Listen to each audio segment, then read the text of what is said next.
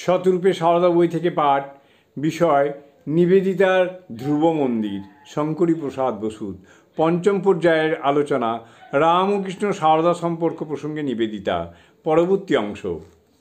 মাতা দেবী এমনই প্রিয় ছিলেন ঠাকুরের কাছে, অথচ মায়ের চরিত্রের এক প্রধান বৈশিষ্ট্য, আরাধ্য স্বামীর বিষয়ে কথা বলবার সময় তার সঙ্গে ব্যক্তিগত সম্পর্কের আভাস কখনো ফুটত না।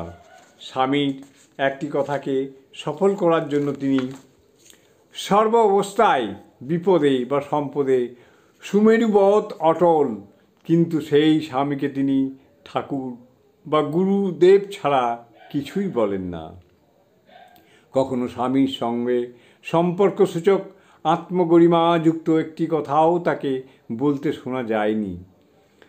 তার পরিচয় জানে না এমন কারও পক্ষে তার কথাবার্তা থেকে কোনো মতে অনুমান করা সম্ভব নয় যে চারপাশের অন্য কারো থেকে শ্রীরামকৃষ্ণের ওপরে তাঁর দাবি অধিকতর, বা শ্রীরামকৃষ্ণের সঙ্গে তাঁর সম্পর্ক ঘনিষ্ঠতর।